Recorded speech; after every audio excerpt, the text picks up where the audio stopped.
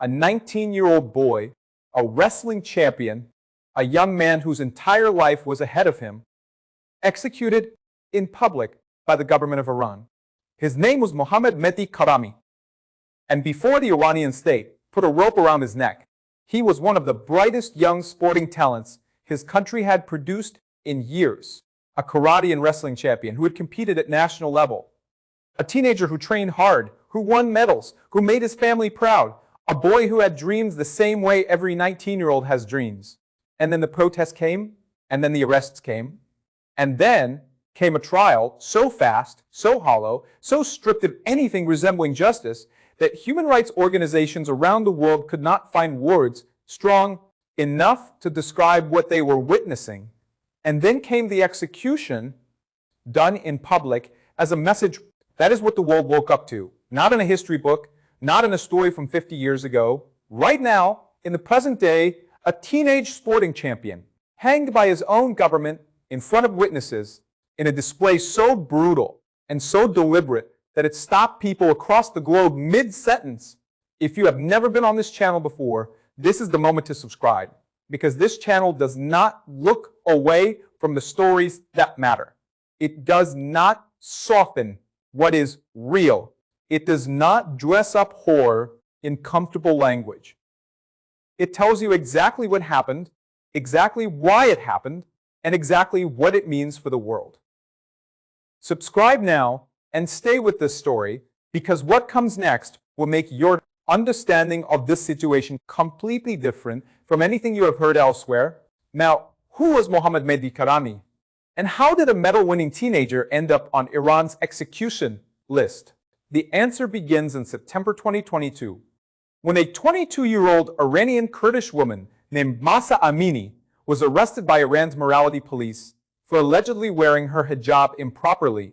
She died in custody 3 days later, and Iran was never the same again.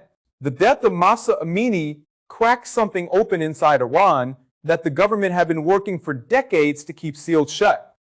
Within days of her death, protests erupted, not in one city, not in one neighborhood, across the entire country. From Tehran to Mashhad to Isfahan to small towns and villages where people had never publicly demonstrated against the government in their lives, young people poured into the streets, women pulled off their headscarves and burned them in the middle of roads. Men stood beside them. Students walked out of universities.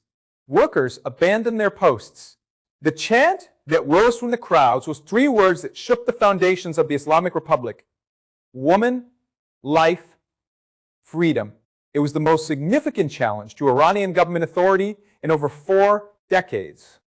Since the revolution of 1979 that created the Islamic Republic itself, no protest movement had spread this wide, burned this hot, or held this long. The government was shaken in a way that its public face tried hard to hide, but that every intelligence analyst watching from outside could clearly see. And so the crackdown came hard, fast, and deliberately brutal. Security forces opened fire on protesters, tear gas, live ammunition, beatings in the streets, mass arrests.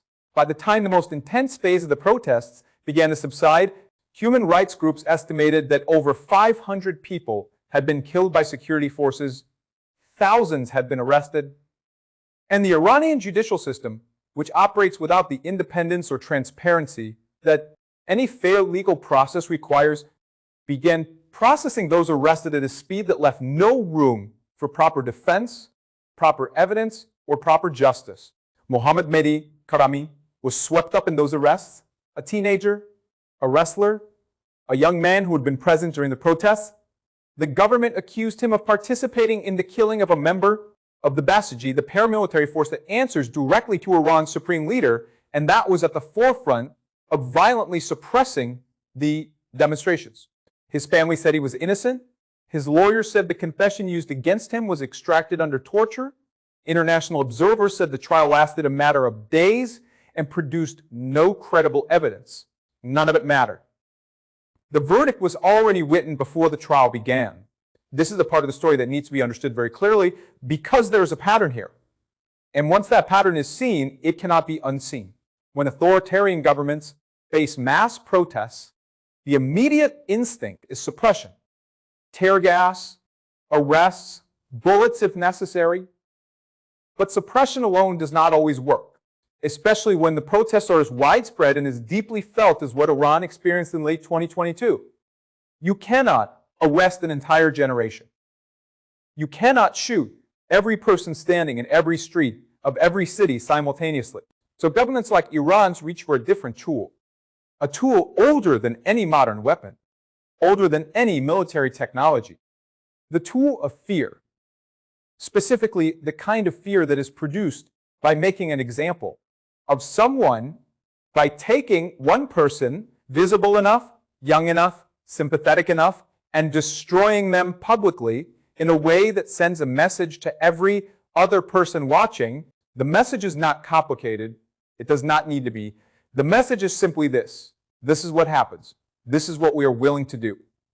Now ask yourself if your protest, your chant, your moment of defiance in the street is worth this price.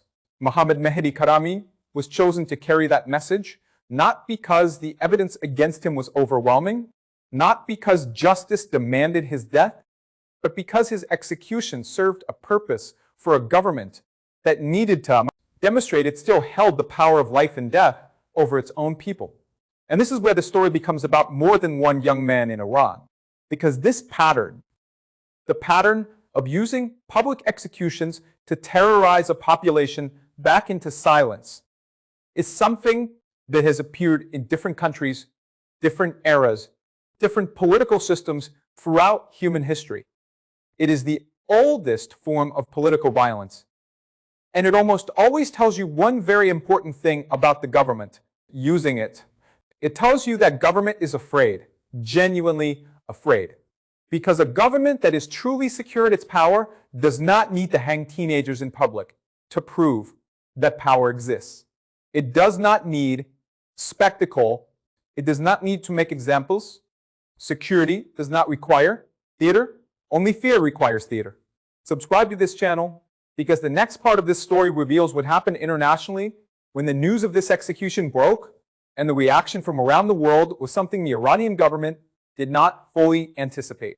The news broke, and the world reacted with a speed and a fury that caught even seasoned diplomatic observers off guard. Within hours of the execution being confirmed, statements began pouring in from governments, human rights organizations, sporting bodies, and ordinary people across every continent. The United Nations High Commissioner for Human Rights condemned the execution in language that was unusually direct for a body that typically measures every word with extreme diplomatic caution. Human Rights Watch, Amnesty International. Both organizations issued statements that described what Iran had done, not just as an injustice, but as a crime against the most basic principles of human dignity. The sporting world reacted with particular intensity, and that reaction carried a unique kind of weight, because sport has a language that crosses borders in a way that politics often cannot. When a wrestling champion is executed by his own government, the wrestling community does not stay silent. Athletes from countries that have complicated and careful diplomatic relationships with Iran spoke out. Coaches spoke out.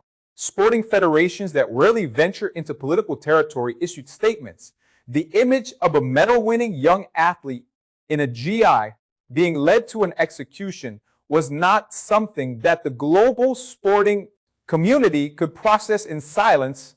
Social media became a battlefield.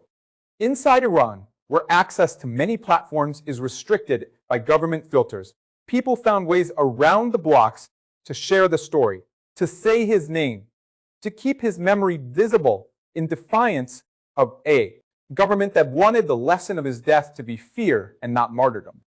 Outside Iran, the story spread across every platform, with a momentum that no government press office could slow down or redirect.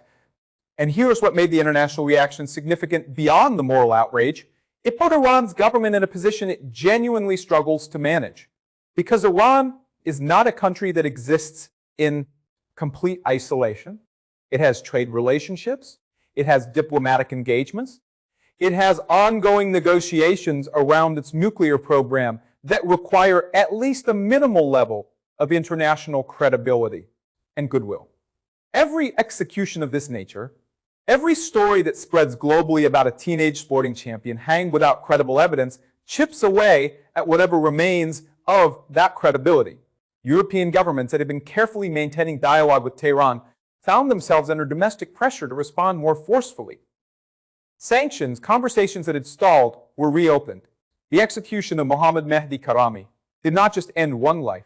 It shifted the diplomatic ground beneath Iran's feet in ways that will have consequences stretching far beyond the moment of his death. But here is the hardest truth of this entire story. And it is a truth that must be spoken clearly, even though it is uncomfortable. Mohammadi Karami was not the first. And unless something fundamental changes inside Iran, he will not be the last. Iran has one of the highest execution rates in the entire world. Year after year, the numbers compiled by human rights organizations place Iran consistently among the top 3 countries on earth for state executions. In some years, the numbers reach into the hundreds of people in a single year executed by a government that presents itself internationally as a legitimate state actor deserving of diplomatic engagement and respect. Many of those executed are young. Many are from minority communities, Kurdish, Baloch, Arab communities that have historically faced discrimination and disproportionate targeting by Iran's security and judicial apparatus. Many are executed for crimes that most of the world does not recognize as crimes at all. And many, like Mohammadi Karami, are executed on the basis of confessions extracted through torture and trials, conducted without any meaningful legal defense.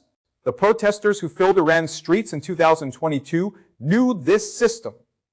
They grew up inside it. They watched it operate around them their entire lives. And still they came out. Still they chanted.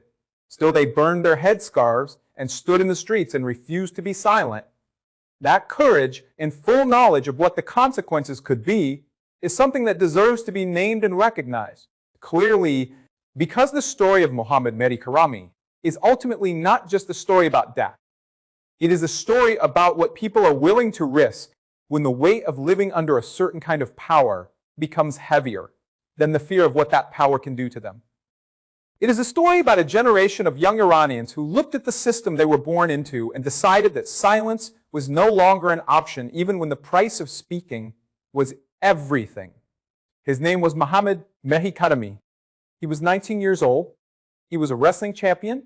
He had a family that loved him, a sport that shaped him, and a future that was taken from him by a government that needed his death more than it needed his life. The world must not forget his name. This channel will not forget his name. If this story moves something in you, share this video, subscribe, because bearing witness to what is happening in this world clearly and without flinching is the least that truth demands of all of us.